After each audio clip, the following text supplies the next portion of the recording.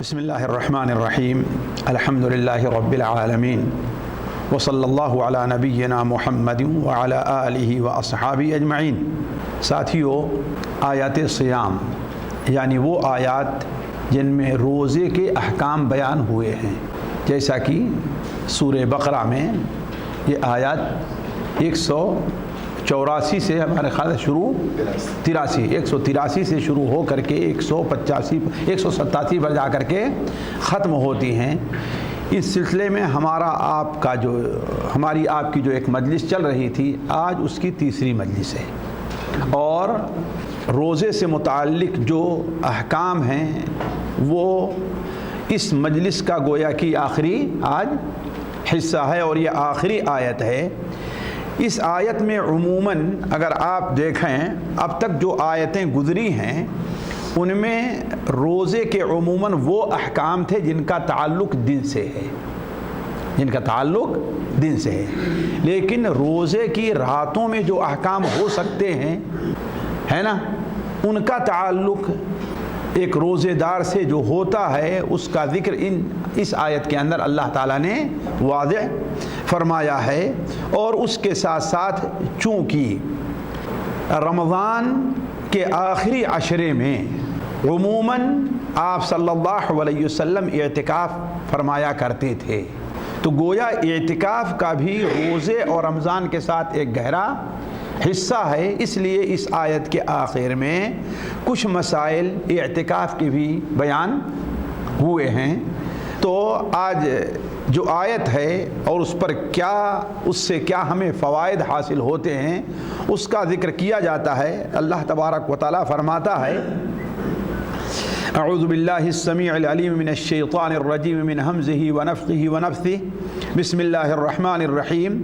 احل لکم لیلۃ الصیام الرفث الی نسائکم ہن لباس لکم وانتم لباس لہن، علم اللہ انکم کنتم تختانون انفسکم فتاب علیکم وعفا عنکم فالآن باشروہن وابتغوا ما کتب اللہ لکم وکلوا واشربوا حتى يتبين لكم الخيط الأبيض من الخيط الأسود من الفجر ثم أتموا الصيام إلى الليل ولا تباشروهن وأنتم عاكفون في المساجد تلك حدود الله فلا تقربوها كذلك يبين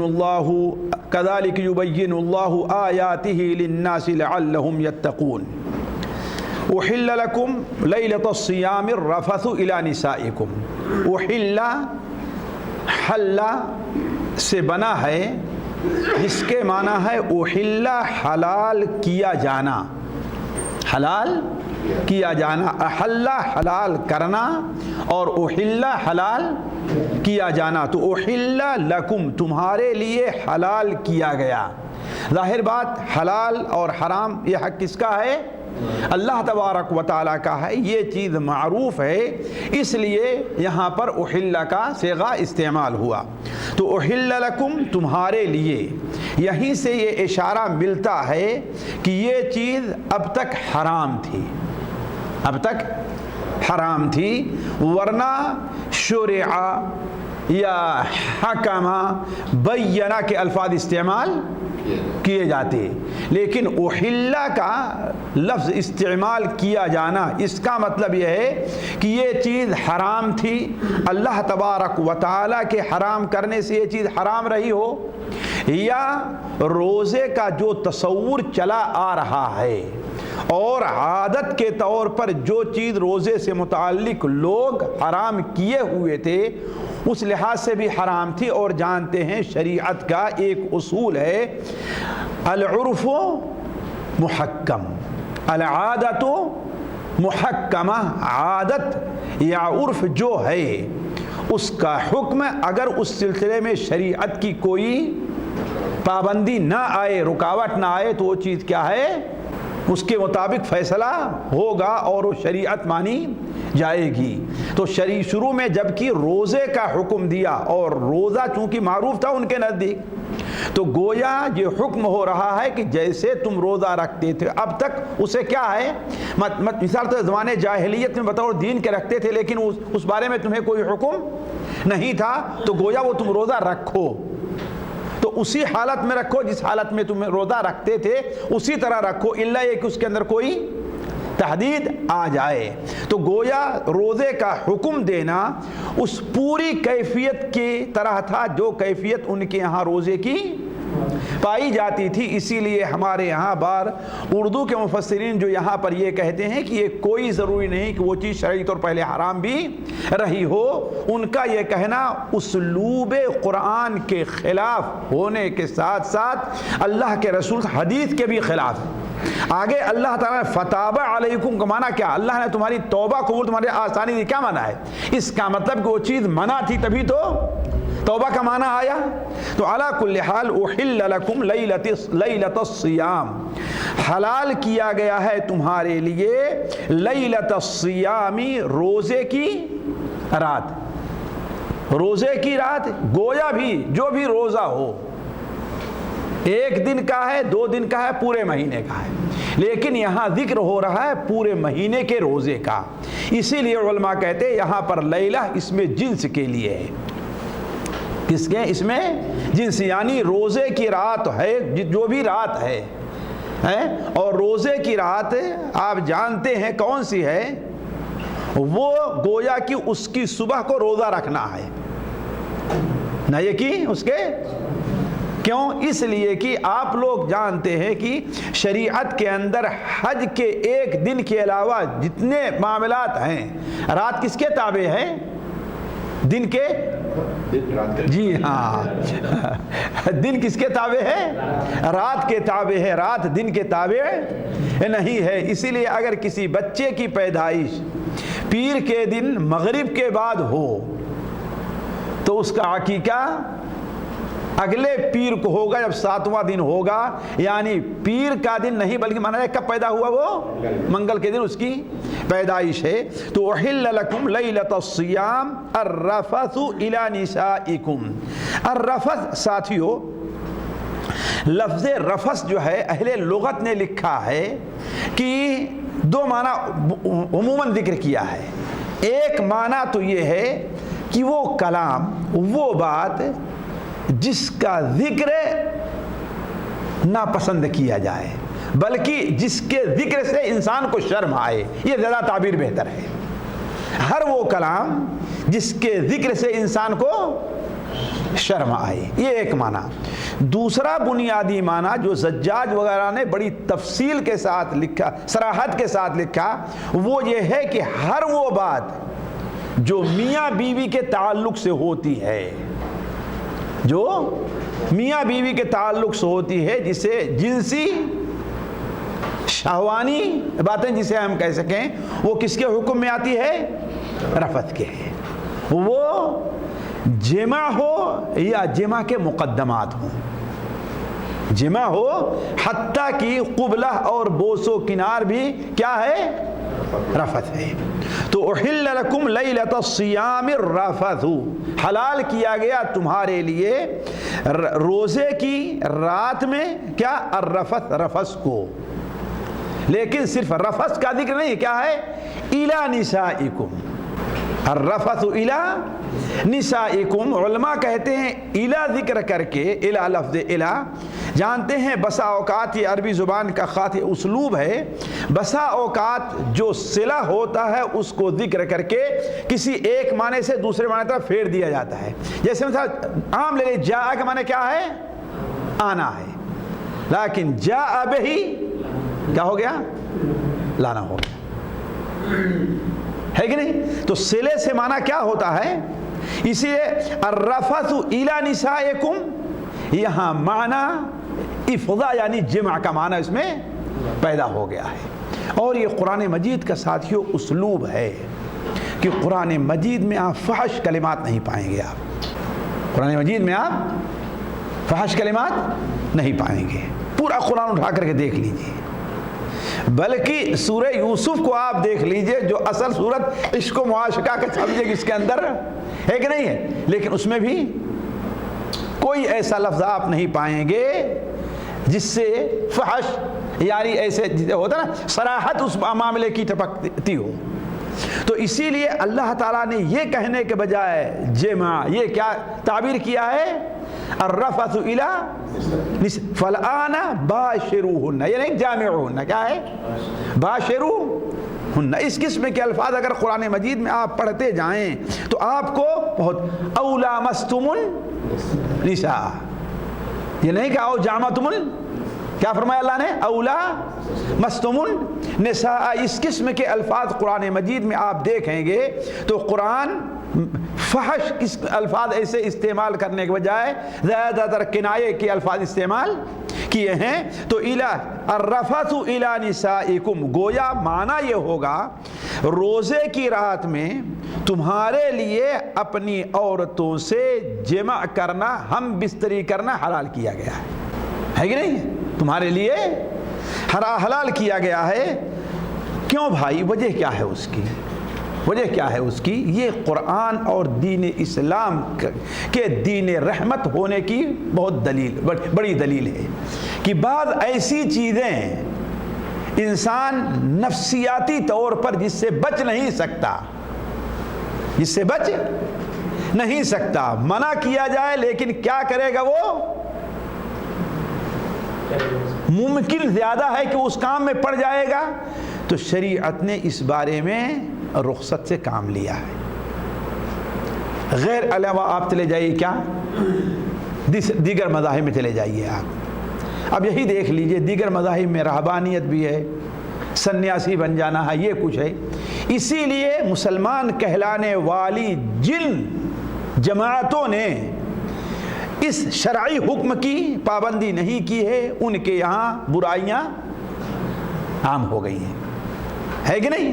تو کہنے کا مطلب کہ وجہ کیا ہے کہ اللہ تعالیٰ نے تمہارے لیے حلال کیا، حالانکہ اب تک حرام تھا۔ وجہ کیا ہے؟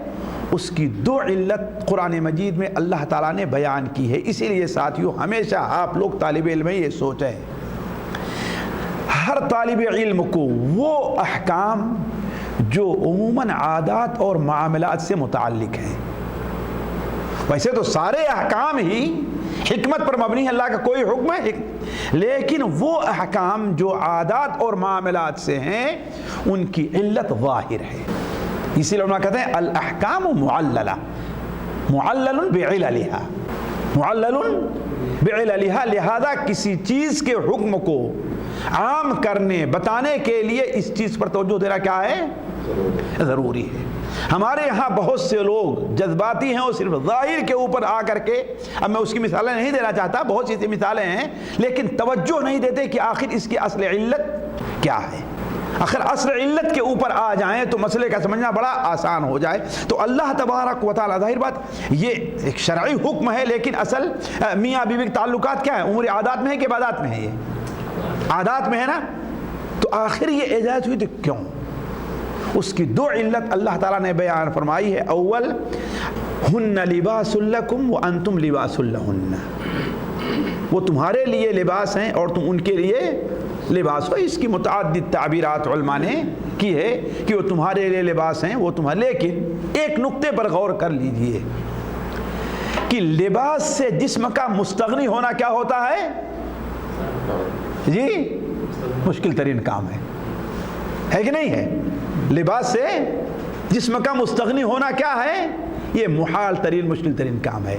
گویا ایسے ہی عورتوں اور ان کے معاملات سے ایک مہینہ تک مستغنی رہنا تمہارے لیے کیا ہے؟ یہ مشکل اور محال ترین ہے۔ اس لیے اللہ تعالیٰ نے تمہیں اس کی اجازت دی۔ ہن لباس لکم وانتم لباس لہن، اس کی اور بھی بہت سی علتیں علماء نے، بعض بلاغی نقطے علماء نے پیدا کیے ہیں۔ میں اس میں سے ایک، شاید اس کتاب کے اندر ایسے بہت سی چیزیں پائی جائیں اس میں، لیکن ایک چیز، چونکہ ابھی یہ مجلس طول دینے کی نہیں ہے، آج ویسے بھی لیٹ ہو گئے ہم، لیکن صرف ایک چیز ہے کہ، اور میں جانتا ہوں ایک انسان جو بالکل قریب تھا کہ اگر اپنی بیوی کو طلاق نہ دے دیتا تو کم سے کم اس کی شکایت، بڑی شکایت اس کے والدہ تک ضرور پہنچا دیتا، لیکن جب اس بات کو اس نے پڑھا اور سنا تو اس طرح معاملہ، وہ کیا ہے؟ جسم، انسان کے جسم کے اندر بسا اوقات بعد ایسے عیب ہوتے ہیں جو انسان کسی کو دکھانا نہیں چاہتا ہے، اس کو چھپاتا کس سے ہے جی؟ کپڑے سے ہے، بس ہے کہ نہیں؟ چھپاتا کس سے ہے؟ بعض لوگوں کے سر میں بال نہ ہو تو کیا کرتا ہے وہ؟ ٹوپی ہے، بات صحیح کہ نہیں صحیح ہے؟ ایسی بہت سی چیزیں ہیں. تو گویا لباس کا ایک کام یہ ہے کہ وہ ہمارے جسم پر کوئی اگر عیب ہے تو کیا؟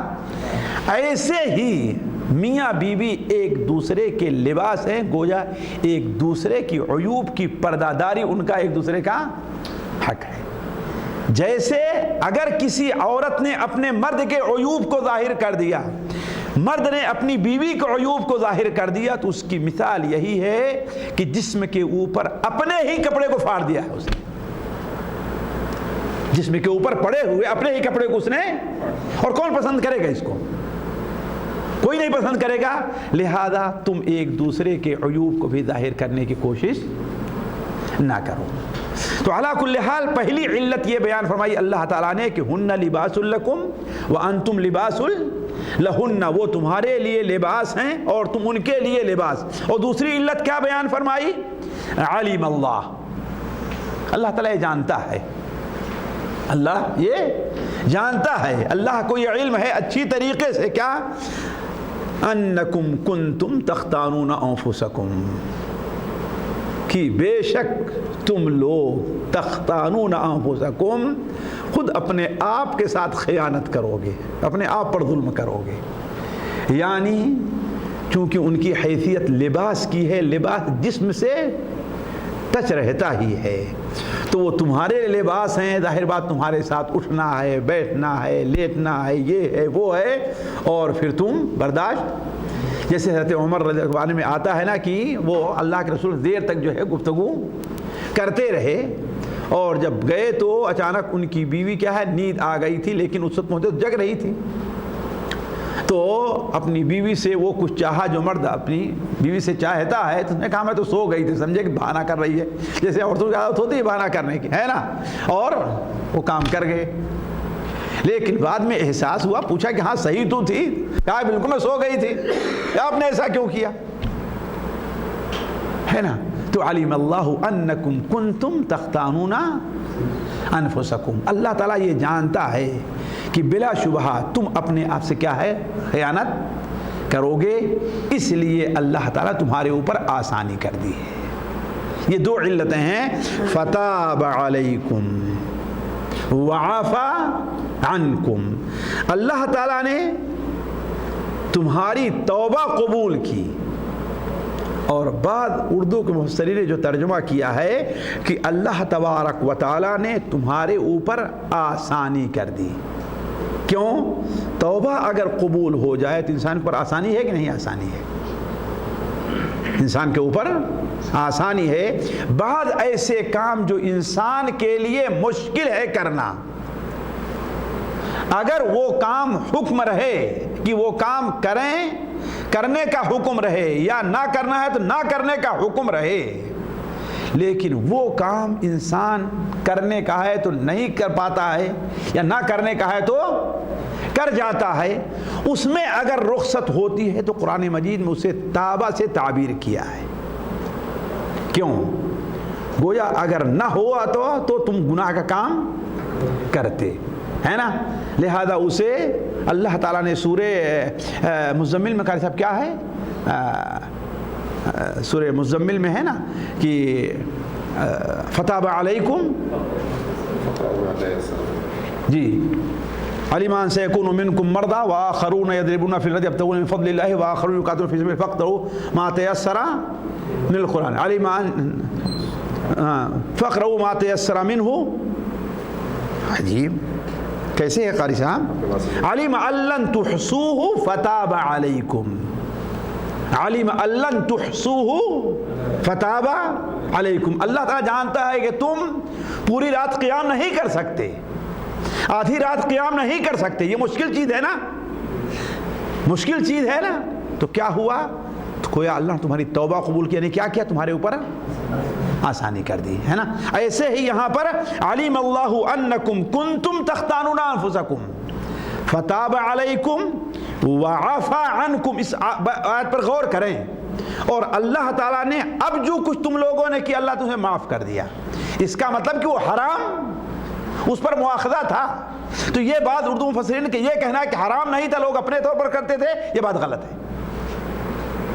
ہے نا. خود قرآن میں وعفا عنکم, اللہ نے کیا ہے معاف کر دیا. مطلب کیا ہے, معافی کب ہوگی؟ جبکہ کسی چیز کے منع کرنے پر اس کا ارتکاب کیا جائے یا کسی چیز کا حکم دینے پر اس کو چھوڑ دیا جائے. تو گویا روزے کا حکم دینا یہی تھا کہ روزہ جس حالت میں تمہارے پاس ہے اس حالت میں تم کو روزہ رکھنا ہے. اور جیسا کہ پچھلے شروع مجلس میں ہم نے بیان کیا تھا کہ روزہ جو ہے 3 مراحل سے علماء کہتے ہیں گزرا ہے. 4 مراحل صحابہ اکرام, ان میں سے ایک مرحلہ کیا تھا کہ آدمی جب روزہ رکھتا تو جب تک سوئے نہیں یا عشاء کی نماز نہ پڑھ لے, جب تک سوئے نہیں یا عشاء کی نماز نہ پڑھ لے اسے کھانا پینا اور تمام مفطرات کی اجازت تھی. وہ سو جائے یا عشاء کی نماز پڑھ لے تو کیا ہے, بس ساری چیزیں حرام ہو گئی. جیسا کہ حضرت سرمہ وغیرہ کا واقعہ جو ہے اس سلسلے میں پچھلی مجلس ہم نے بیان کیا تھا. تو کہنے کا مطلب ہے کہ یہ چیز حرام تھی. فتاب علیکم وعفا عنکم فالآن باشروہن وابتغوا ما کتب اللہ لکم وکلوا واشربوا حتی فالآن, لہذا اب, یعنی اب تک جو ہو چکا اسے اللہ نے معاف کر دیا ہے, اس بارے میں اللہ نے تمہارے اوپر آسانی کی ہے. تو فالآن, اب, لہذا اب باشروہن, تم ان سے مباشرت کرو. لیکن کب؟ رات میں. کیوں؟ یہ معروف ہے کہ بیان کس کا ہو رہا ہے, راتوں کا ہو رہا ہے, دن کا نہیں ہے. کوئی یہ کہے کہ نہیں بالکل اللہ نے عام حکم دیا ہے, نہیں. سیاق کیا بتا رہا ہے کہ کس کا بیان ہو رہا ہے. اور آپ لوگ اگر صحیح جانیں آج کل مادیت کتنا دور آ گیا ہے, ورنہ میاں اپنی بیوی کو رات کے علاوہ اور پاتا کب تھا, ہے کہ نہیں ہے. دن بھر بیچاروں کو فرصت نہیں ہے, یا گھر چھوٹا ہے بیچاری گھر کے کام میں مشغول ہے, اسے کہاں اس کا موقع ملا کرتا تھا, ہے کہ نہیں. میں جانتا ہوں بہت سے لوگ بیوی آتی تھی ہفتے بھر رہتی چلی جاتی تھی, دن میں اس کا چہرہ بھی نہیں دیکھتے تھے. آپ اپنے یہاں پوچھیں لوگوں سے تو بتائیں گے وہ, ہے کہ نہیں, چہرہ بھی نہیں دیکھتے تھے. چاہے ہمارے بزرگ سے پوچھ لیں, ان کے اوپر بھی یہ بات گزری ہو, ہے کہ نہیں ہے, کہ وہ بیچارے دل میں شاید ان کو دیکھا بھی نہ ہو. جی, تو کہنے کا مطلب یہ ہے کہ اصل چیز یہ کیا ہے, یہ رات کا عمل تھا. تو فالآن باشروہن, دوسری چیز اللہ یہاں پر حکم دے رہا ہے باشروہن, تو کیا مطلب واجب ہوگا؟ جی, ضروری ہے کہ کوئی اپنی بیوی کے ساتھ جمع کرے رات میں.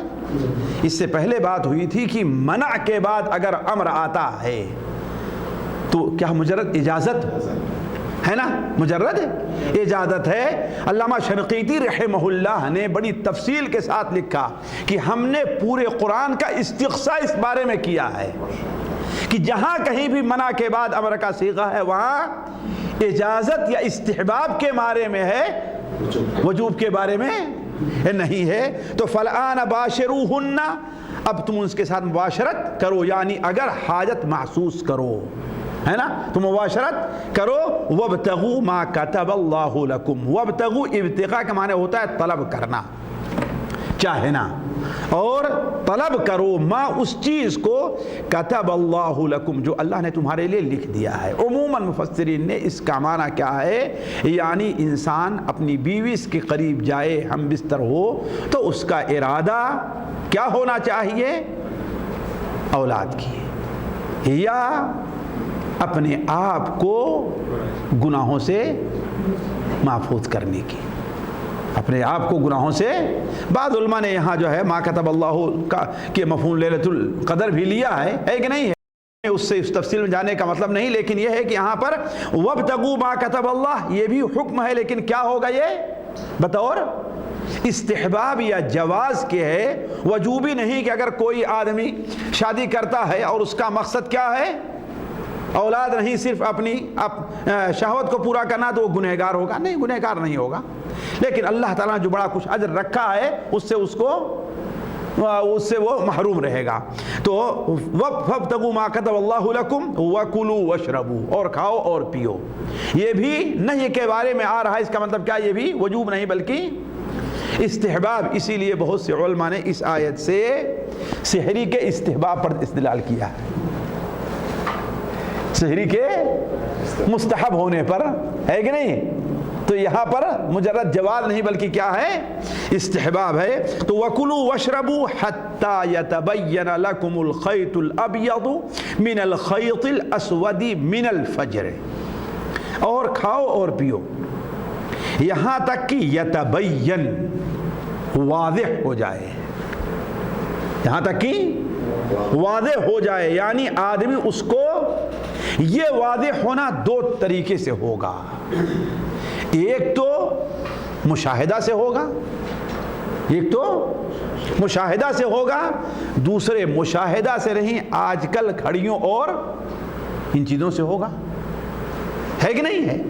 کوئی یہ نہ کہے کہ بھائی ہم تو جب تک نہیں، اس لیے کہ ایک چیز حقیقی ہے، ایک چیز حکمی ہے، دونوں کا اعتبار ہے شریعت میں، دونوں کا اعتبار شریعت میں ہے۔ جیسے چاند دیکھنا، کوئی ضروری نہیں کہ ہر آدمی چاند، گویا چاند دیکھنے والے کے حکم میں ہے وہ، کہ اگر وہ دیکھتا کوئی رکاوٹ نہ ہوتی تو چاند کو، ایسے ہی جو گھر میں بیٹھا ہوا ہے اگر کوئی باہر رہتا تو یہ بھی اس کے سامنے کیا ہے؟ واضح ہو جاتا نا۔ تو حتی یتبین لکم الخیط الابیض من الخیط الاسود، یہاں تک کہ سفید دھاگا کالے دھاگا سے من الفجر، فجر کی وجہ سے کیا ہے وہ واضح ہو جائے، فجر کی وجہ، گویا فجر کا وقت آ جائے، صبح کی سفیدی ظاہر ہو جائے، جیسا کہ اس سلسلے میں اللہ کے رسول صلی اللہ علیہ وسلم کی متعدد حدیثیں بھی ہیں، ہے نا؟ صبح صادق اور صبح کاذب کی آپ نے بڑے واضح طور پر اس کی تفصیل بیان کی ہے۔ تو حتی کلوا واشربوا، کھاؤ اور پیو یہاں تک کہ تمہارے سامنے صبح کی سفیدی گویا رات کی سیاہی سے کیا ہے؟ واضح ہو جائے، ہے نا؟ شروع میں ایسا لگتا ہے کہ لفظ من الفجر کا اضافہ نہیں تھا، اس لیے صحابہ اکرام کو اس میں تردد رہا خیط الابیض من الخیط الاسود کا، تو بہت سے صحابہ دو دھاگا رکھتے تھے اور کھاتے پیتے رہتے تھے۔ عدی بن حاتم کا اور دیگر صحابہ کا واقعہ تک صحیح بخاری میں بھی بعض صحابہ کا ذکر اس سلسلے میں آیا ہے، لیکن اللہ تعالیٰ نے فجر کر کے اس بات کو کیا ہے بالکل واضح کر دیا۔ ثم اتموا الصیام الی اللیل، پھر تم پورا کرو روزے کو، کہاں؟ رات تک۔ اس آیت میں اللہ تبارک و تعالی نے روزے کی ابتدا بھی بیان کر دی اور روزے کی انتہا بھی بیان کر دی، ہے کہ نہیں؟ جہاں رات کے احکام بیان کیے وہاں شرعی روزہ بھی بیان کر دیا۔ شرعی روزہ کیا ہے؟ طلوع فجر سے لے کر کے غروب آفتاب تک کھانے پینے اور زن و شو کے تعلقات قائم کرنے اور دیگر مفطرات سے اللہ تعالیٰ کے لیے رکے رہنے کا نام کیا ہے؟ روزہ ہے کہ نہیں؟ یہ روزہ ہے۔ یہیں سے معلوم ہو گیا آج کل ہمارے بہت سے لوگ جو طلوع فجر کے بعد بھی کھانے وغیرہ کو جائز سمجھتے ہیں، بعد مجمل روایتوں کی بنیاد پر ان کا کلام صحیح نہیں ہے، اس لیے کہ صحیح روزہ کیا بتایا اللہ تعالیٰ نے؟ من الفجر کیا ہے؟ ثم اتموا الصیام الی اللیل، گویا کہ یہ حد ہے کھانے اور پینے کی، جیسا کہ صحیح ابن خزیمہ وغیرہ میں روایت ہے کہ الفات میں الفجر فجران، آخر وہ فجر جو کھانے کو حرام کرتی ہے اور نماز کو حلال کرتی ہے۔ کھانے کو یعنی روزہ دار کے لیے کیا ہے؟ کھانے کو حرام کر دے رہی ہے اور نماز فجر کو حلال کر دے رہی ہے۔ تو کہنے کا مطلب یہ ہے کہ اس آیت میں اللہ تعالیٰ نے شرعی روزے کی ابتدا اور انتہا بیان کر دی۔ وَلَا تُبَاشِرُوهُنَّ وَأَنْتُمْ عَاكِفُونَ فِي الْمَسَاجِدِ، ایک نیا حکم آیا، جیسا کہ ہم نے کہا کہ چونکہ اللہ کے رسول صلی اللہ علیہ وسلم رمضان کے آخری عشرے کا، دیکھیں قرآن کا یہ اسلوب دیکھیے آپ، اس سے پہلے والی آیت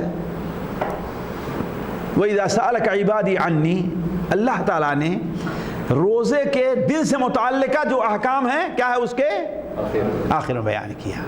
علماء کہتے ہیں اس سے اشارہ کیا ہے کی حالت روزہ میں اور خصوصاً دن کے آخری وقت میں یہ روزہ دعا کی قبولیت کا ایسے ہی چونکہ اس رمضان روزے کے مہینہ جو ہے اس کے آخر میں اعتکاف کی بڑی اہمیت ہے، لہذا یہ حکم ختم کرنے سے پہلے روزے کے احکام کو ختم کرنے سے پہلے اللہ تعالیٰ نے اعتکاف کے بھی کچھ احکام بیان کر دیے۔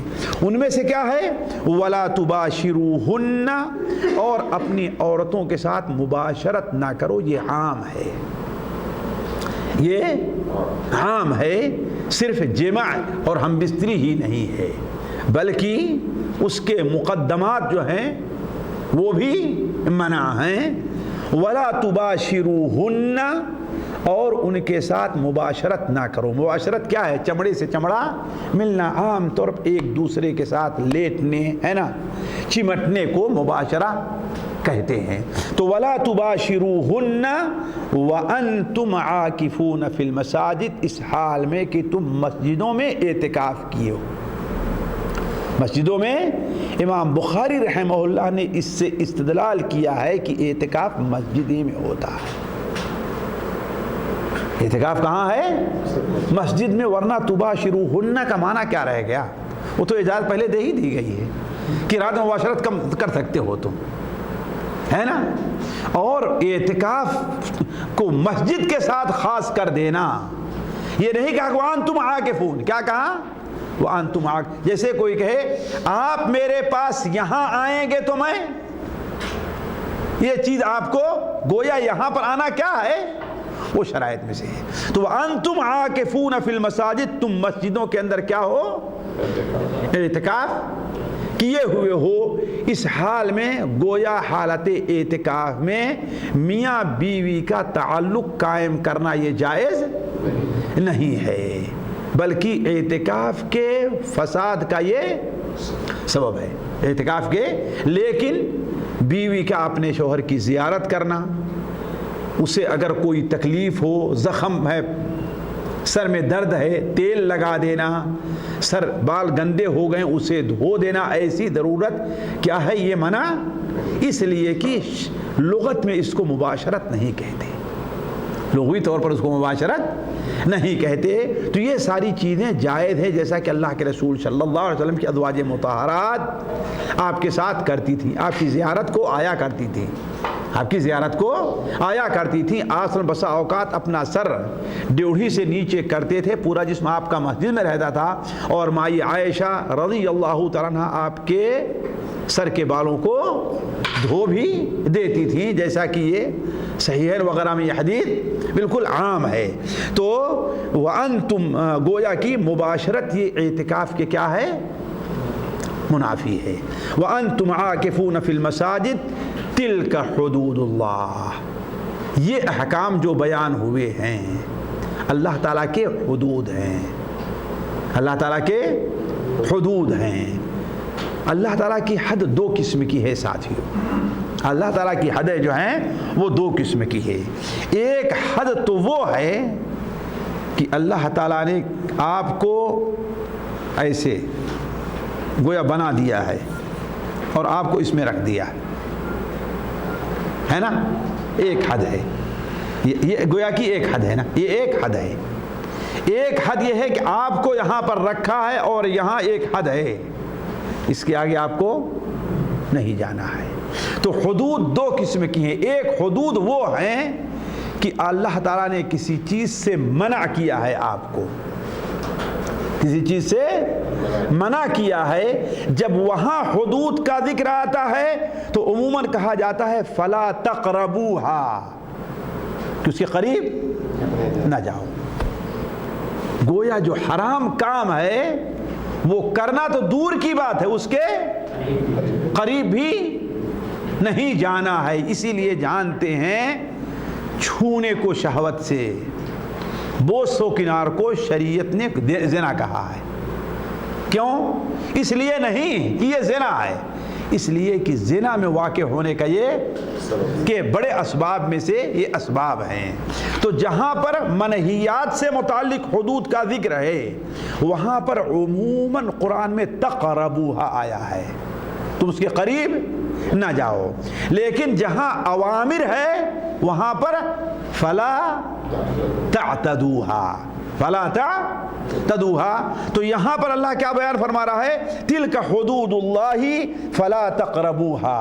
یہ اللہ تعالیٰ کی حدود ہیں، یعنی حالت اعتکاف میں مباشرت نہ کرنا ہے، روزے کی حالت میں مباشرت نہ کرنا ہے. جیسا کہ روزے کی حالت میں تمہیں منع تھا، یہ رات میں بھی یہ چونکہ منہیات عموماً ذکر ہے نا، اس لیے یہاں پر اللہ تعالیٰ کیا فلا تقربوها، تم اس کے قریب نہ جاؤ. جیسا کہ واضح حدیث کے اندر بھی ہے ان اللہ فرض فرائض فلا تضيعوها وحدد حدودا فلا تعتدوها وحرم اشیاء فلا تقربوها. ہے نا، وسکت عن اشیاء من غیر نسیان فلا تبحثوا عنها. تو کہنے کا مطلب یہ ہے کہ یہ اللہ تعالیٰ کی حدود ہیں، فلا تقربوها کذالک. دیکھو اللہ نے کس طریقے سے واضح طور تمہارے سامنے احکام بیان کر دیے. کذالک، اسی طرح اللہ نے تمہیں اندھیرے میں نہیں رکھا ہے، اللہ نے تمہیں الجھن میں نہیں رکھا ہے. سارے شرعی حدود کو قیود کو تمہارے سامنے واضح طور پر بیان کر دیا ہے تاکہ لیہلک من ہلک عن بینہ ویحیی من حی عن بینہ. کذالک یبین اللہ آیاتہ، ایسے ہی اللہ تعالیٰ اپنی آیات کو، آیات قرآن مجید میں آیات شرعیہ میں بھی استعمال ہے اور آیات کونیہ میں بھی. کہیں آیات بول کر کے قرآن مجید کی آیات مراد دی جاتی ہے، کہیں آیات بول کر کے شرعی احکام مراد لیے جاتے ہیں. یہاں پر شرعی احکام ہیں، شرعی احکام ہیں. کذالک یبین اللہ آیاتہ للناس، ایسے ہی اللہ تعالیٰ اپنے احکام کو لوگوں کے سامنے بیان کر دیتا ہے. لعلہم یتقون، تاکہ وہ لوگ تقوی اختیار کریں، اللہ تعالیٰ سے ڈریں. اس لیے کہ دینی جتنے احکام اور پابندیاں ہیں ان کا اصل مقصد کیا ہے؟ کہ انسان اللہ تعالیٰ کا متقی اور پرہیزگار بن جائے. کیوں؟ اللہ تعالیٰ اپنے متقیوں ہی کے لیے جنت تیار کی ہے اور متقیوں ہی کے اعمال کو اللہ تعالیٰ انما یتقبل اللہ من المتقین. یہ اختصار کے ساتھ ساتھیوں اس کی تفسیر ہے. اب آتے ہیں چلتے چلتے جلدی دیکھیں کہ بعض اہم فوائد ہے، بعض اہم فوائد اس سے ہمیں کیا ملتے ہیں. پہلی چیز، رات کے ہر حصے میں کھانا پینا اور جمع جائز ہے، آخری لحظے تک ہی کیوں نہ ہو، آخری لحظے تک ہی کیوں نہ ہو. یہیں سے یہ بات معلوم ہوئی کہ کھانے والے کا اپنا ہاتھ دھونا، جنوبی کا نہانا طلوع فجر کے بعد بھی ہو سکتا ہے نا. تبھی تو ام سلمہ رضی اللہ عنہ مائی عائشہ رضی اللہ عنہ حدیث ہے کہ اللہ کے رسول صلی اللہ علیہ وسلم یصبح جنوبا من غیر احتلام، اور صبح کو آپ روزہ رکھتے تھے، صبح کو آپ روزہ رکھتے تھے. تو چونکہ اللہ تعالیٰ نے کیا، احل لکم لیلۃ الصیام، درمیانی رات، ابتدائی رات کا ذکر کیا کیا، مطلقاً رکھا ہے. دوسرا فائدہ، انسان کے لیے کوئی ایسا کام کرنا جائز نہیں ہے جس میں اس کا ضرر ہو، اس کے جسم کا، اس کے روح کا. یہ جائز نائز ہے. یہ فائدہ علماء نے کہاں سے لیا ہے؟ علیم اللہ انکم کنتم تختانون انفسکم. یہ جسم اللہ تعالیٰ کی آپ کے پاس امانت ہے، یہ روح اللہ کی آپ کے پاس امانت ہے. اسے آپ اپنے مزاج میں ضائع نہیں کر سکتے ہیں. اس میں خلل پیدا کرنا گویا کہ خیانت کر رہے ہیں. آپ گناہ کا کام کریں گے تو اس کو سزا ملے گی نہیں ملے گی؟ تو گویا یہ جو امانت، اس کی حفاظت ہونی چاہیے، آپ حفاظت نہیں کر رہے ہیں۔ تو اسی لیے علماء کہتے ہیں اس آیت سے معلوم ہوا کہ ہر وہ کام جو انسان کے لیے باعث ضرر دنیاوی طور پر کیوں نہ ہو، ہے نا، وہ اس کے لیے جائز نہیں ہے، اس لیے کہ یہ جسم انسان کے کیا ہے اور روح اللہ کی امانت آپ کے پاس ہے۔ امانت یہی نہیں کہ خیانت کے ہاتھ دوسرے ہی کے مال میں آپ خیانت کریں، اسی لیے آپ کے لیے ایک ریال بھی اگر آپ کے پاس ہے تو آپ کو اس کو پھاڑ کے پھینکنے کی اجازت نہیں ہے کہ نہیں؟ انسان کے جسم کا ایک بال بھی اگر ہے تو اگر شریعت اسے کاٹنے نہیں دے تو اس کو کاٹ کے پھینکنے کی اجازت، یہ اللہ کی امانت ہے آپ کے پاس، اللہ کی امانت ہے۔ تیسرا فائدہ، شرعی روزہ طلوع فجر سے غروب شمس تک ہے، لہذا طلوع فجر کے بعد کھانا اور پینا جائز نہیں ہے، اور نہ ہی سورج ڈوب جانے کے بعد 5 منٹ کا جو احتیاط ہمارے ہاں بہت سے احناف رکھتے ہیں، اسی کوئی وجہ جواز نہیں ہے۔ یہ بلا وجہ کہ دین میں تنطع ہے، دین میں الا یہ کہ آپ کو معلوم ہو جائے کہ یہ کیلنڈر جو لکھا ہے غلط ہے، ہماری گھڑی میں ہوتا ہے غلطی ہو، الگ مسئلہ ہے، لیکن بسا اوقات دیکھ بھی رہے ہیں کہ سورج ڈوب گئے سے ہم لوگ دیہات کا معاملہ ہے، لیکن ارے ابھی نہیں، ابھی سرخی دکھائی دے رہی ہے، ابھی پیلا پن نہیں۔ اصل چیز کیا ہے؟ سورج کی ٹکیا کا غائب ہو جانا ہے نا، وہ غائب ہو گئی تو گویا روزہ ختم ہو گیا ہے۔ اب اس سے زیادہ کرنا یہ دین میں تنطع ہے، دین میں ایسے ہی وقت ہونے سے پہلے 10 منٹ پہلے احتیاطاً کیا کر دینا، سحری بند کروا دینا، یہ بھی کیا ہے دین میں۔ اور وہیں ہمارے بعض بھائیوں کا وقت ہو جانے کے بعد بھی کھاتے رہنا، یہ بھی دین میں تساہل ہے۔ ارے ابھی تو اذان شروع ہے، اذان ختم ہوتے ہوتے ہم، اذان کا معاملہ نہیں ہے، اصل معاملہ کیا ہے؟ طلوع فجر کا ہے۔ جی چوتھا فائدہ، قرآن میں ناسخ اور منسوخ ہے، بعض چیزیں پہلے جائز تھیں، شریعت نے ان کو ناجائز قرار دیا، جیسے متعہ جائز تھا ناجائز قرار دیا ہے کہ نہیں ہے، اور بعض چیزیں جائز تھیں شریعت نے انہیں منع کر دیا، ناجائز قرار، جیسے یہاں پر بعض چیزیں ناجائز تھیں شریعت نے اس کی اجازت دے دی ہے۔ ما ننسخ من آیت او ننسیها نأتی بخیر منہا او مثلہا، اگر کوئی شخص رات کو شک کی بنیاد پر کھا لے اور اسے صبح ہو گئی تھی تو اس کا روزہ صحیح ہے۔ کیوں؟ کس الفاظ سے ہم نے لیا ہے فائدہ؟ حتی یتبین، اللہ کیا فرما رہا ہے؟ حتی یتبین، شک ہونا گویا کہ اصل رات ہے، اسے رات مانا جائے گا۔ جیسے دل میں بدلی چھا گئی ہے نا، تو جب تک یقین نہ ہو جائے سورج ڈوبنے کا اس وقت افطار حتی یتبین ہے نا۔ چھٹا فائدہ یہ ہے کہ اعتکاف مسجد ہی میں ہوتا ہے، اعتکاف مسجد سے باہر نہیں ہے، اعتکاف ہر اس مسجد میں ہوگا جس میں جماعت کا اہتمام ہوگا۔ مسجد مہجور ہے، جماعت نہیں ہے، تو اس میں اعتکاف کیوں؟ اس لیے کہ جماعت واجب ہے، جماعت کے لیے پھر نکلنا پڑے گا انسان کو، ہے نا۔ اسی لیے سنن ابو داؤد میں عائشہ کی روایت ہے کہ سنت یہ ہے کہ اعتکاف فی مسجد جامع، جامع یعنی اس میں جماعت ہوتی نہیں، جس میں جمعہ ہوتا، ہمارے ہاں جامع مسجد کی اصطلاح الگ ہے کہ نہیں ہے؟ مصر میں ہر مسجد کو جامع ہی کہتے ہیں، اس میں جمعہ ہوتا ہو یا جمعہ نہ ہوتا ہو، ہے نا۔ اور اعتکاف کے لیے جیسا کہ ہمارے ہاں آج کل بہت سے لوگ علامہ البانی رحمہ اللہ کی ایک فتوے کی بنیاد پر کہتے ہیں کہ اعتکاف صرف مکے اور مدینے ہی میں بھی ہے نا، یہ بات بالکل غلط ہے۔ قرآن مجید میں اللہ تعالیٰ وَأَنْتُمْ عَاكِفُونَ فِي الْمَسَاجِدِ، اور مساجد یہ جمع کثرت کا صیغہ ہے، جمع قلت کا نہیں ہے کہ نہیں ہے؟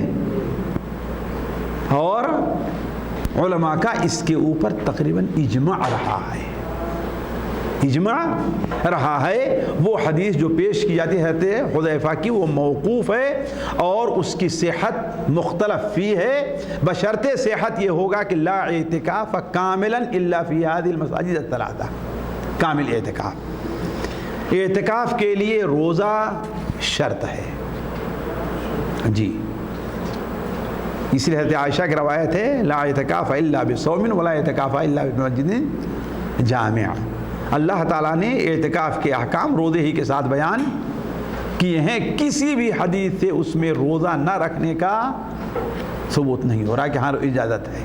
اس لیے راجح قول جس تک میں پہنچا وہ یہی ہے کہ اعتکاف کے لیے کیا ہے روزہ، اور یہیں سے یہ بات معلوم ہوئی کہ اعتکاف جیسے ہمارے یہاں بہت سے تبلیغی بھائی مسجد میں داخل ہو تو اعتکاف کی نیت کر لو، ہے نا، نماز کے لیے داخل ہو اعتکاف کے لیے، تماشا ہے، یہ اعتکاف نہیں ہے۔ اعتکاف کم سے کم ایک دن کا ہونا چاہیے، اعتکاف کم سے کم، اللہ کے رسول صلی اللہ علیہ وسلم سے زیادہ مسجد طرف جانے والا کون رہا ہوگا، لیکن آپ نے کبھی یا کسی صحابی نے نیت اعتکاف کی نہیں کی۔ تو اعتکاف کم سے کم کیا، چونکہ روزہ بھی چاہیے لہذا کم سے کم کتنا ہونا چاہیے، ایک دن کا۔ بہت زیادہ جو ثبوت ملتا ہے بعض احادیث سے کہ ایک رات کا، جیسے حضرت عمر بن خطاب کی وہ حدیث ہے نا کہ انی نذرت ان اعتکف فی المسجد الحرام لیلۃ، ہم نے ایک رات، ہے کہ نہیں ہے، تو اگر یہ بھی چلو تھوڑی دیر کے لیے مان لیا جائے تو کم سے کم کیا رات تو یہ نہیں ہے کہ ہاں 2-4 منٹ کے لیے 2-4 گھنٹے کے لیے داخل ہو تو اعتکاف کر لو، ہے نا۔ یہ چند باتیں تھیں جو اس آیت صیام سے متعلق آپ کے ساتھ جی غیر رمضان غیر عشر اخیر میں اعتکاف اور عورتوں کا اعتکاف۔ دیکھیے عورتوں کا اعتکاف مشروع ہے جیسے مردوں کا ہے، لیکن مسجد میں ازواج مطہرات رضی اللہ عنہن مسجد ہی میں اعتکاف کرتی تھی، آپ صلی اللہ علیہ وسلم کے زمانے میں بھی اور آپ کے بعد میں بھی، بلکہ ایک بار آپ صلی اللہ علیہ وسلم، جیسا کہ وہ حدیث بڑی مشہور ہے صحیح بخاری میں، اگر ہم دیکھا کہ خیمہ لگ گیا کس کا ہے، حفصہ کا ہے، یہ عائشہ کا ہے، یہ صفیہ کا ہے، پورا مسجد کا صحن کا ہے، خیمے ہی سے بھر گیا۔ آپ نے کہا آل بر یریدنا، یہ سب کریں اکھاڑو سب کا پھینکوا دو، اور خود بھی آپ نے اعتکاف نہیں کیا۔ آپ کہہ سکتے تھا تم لوگ اپنے گھروں میں اعتکاف کرو، ہے کہ نہیں ہے، لیکن آپ نے عورت کو اپنے گھر کے کسی حصے کو مسجد کی شکل دے لے کے وہیں پر اس نہیں، وہ مسجد نہیں ہوتی ہے نا، وہ مسجد، اس کا حکم مسجد کا نہیں ہوگا۔ اگر وقف کر ہو جائے، ہے نا، پھر اس کو قیامت تک کے لیے وقف رہے، بدلا نہ جا سکے تو ٹھیک ہے نا۔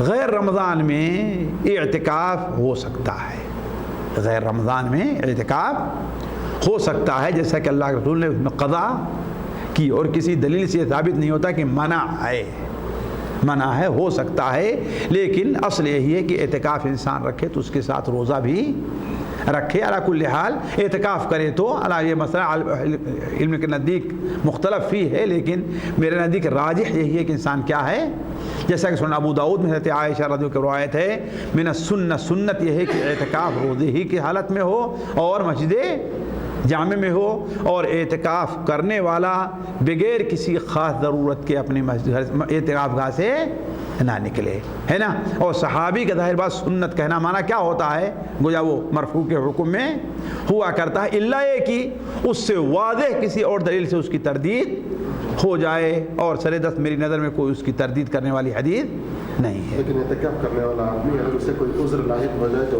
روزہ نہ رکھ سکے تو اعتکاف جائز ہے، ہاں تو الگ مسئلہ ہے جی۔ چلیے، سبحانک اللہم و بحمدک، اشہد ان لا الہ الا انت، استغفرک و اتوب الیک۔ اس درس سے آپ خود بھی مستفید ہوں اور اپنے دوستوں کے ساتھ بھی شیئر کریں، ممکن ہے آپ کے شیئر سے کسی کی اصلاح ہو جائے اور آپ کے لیے صدقہ جاریہ بن جائے۔ واٹس ایپ پر اسلامک میسیج حاصل کرنے کے لیے آپ درج ذیل نمبر پر رابطہ کریں۔ یعقوب عزیز 009665089599707۔ السلام علیکم ورحمۃ اللہ وبرکاتہ۔